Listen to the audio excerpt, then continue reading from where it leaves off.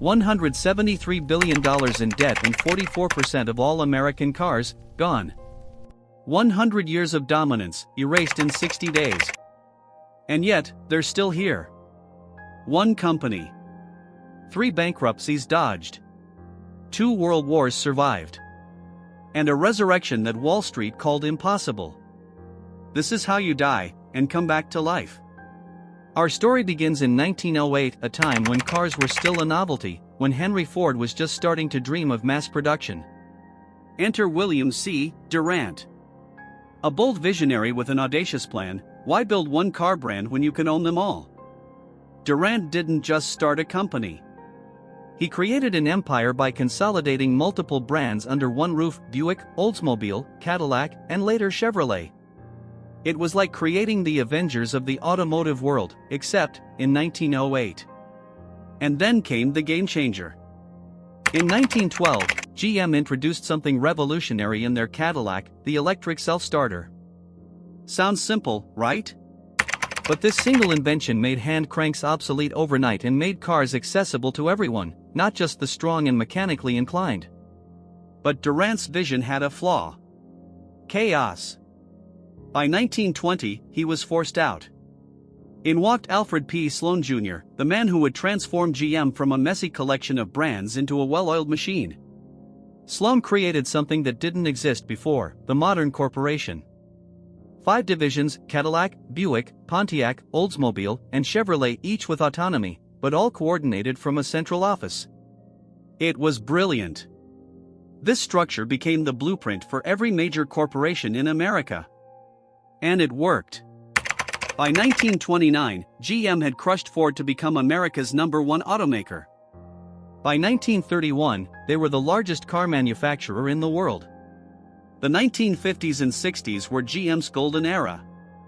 Picture this: 44% of every car sold in America had a GM badge on it. Nearly 1 in 2 cars. But America wasn't enough. GM went global, buying Vauxhall in England, Opel in Germany, Holden in Australia. They weren't just making cars, they were shaping automotive culture across continents. But empires don't last forever. By the 1970s, a new threat emerged from the East.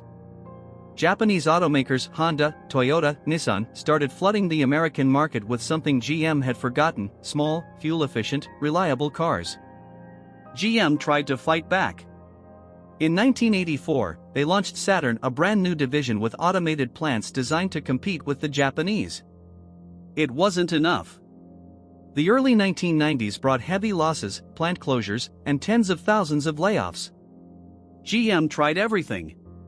They sold electronic data systems. They sold their defense units. They bought stakes in Fiat, Isuzu, Subaru, Suzuki, desperate alliances to stay relevant. One by one, the legendary brands disappeared. Oldsmobile? Gone in 2004. And then came 2008. The financial crisis that brought the world to its knees. GM was drowning. $173 billion in debt. The unthinkable was happening: General Motors, the giant that had ruled for a century, was collapsing. December 2008, President Bush announced a $13.4 billion emergency bailout. It was a lifeline, but it came with strings: GM had to restructure or die. June 2009, GM filed for Chapter 11 bankruptcy. The king was dead. But here's where the story gets interesting. GM didn't stay down. Within a month, they emerged from bankruptcy leaner, meaner, focused. Pontiac?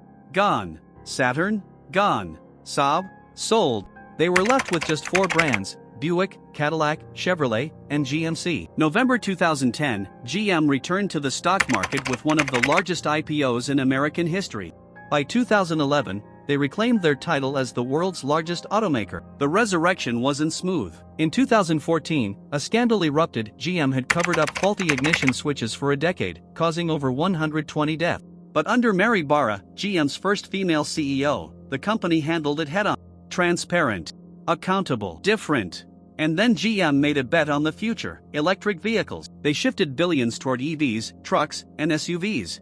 They closed plants. They faced strike. In 2019, the United Auto Workers walked out for 40 days. The Chevrolet Bolt had to be recalled due to battery fire risks, a painful reminder that transformation is never easy. So where does that leave us today? General Motors is a company at a crossroads. They're balancing the weight of a 116-year legacy with the demands of an uncertain future. They're betting billions on electric vehicles while the world debates whether EVs are truly the answer. They've survived world wars, the Great Depression, foreign competition, bankruptcy, and scandal. Will they survive the electric revolution?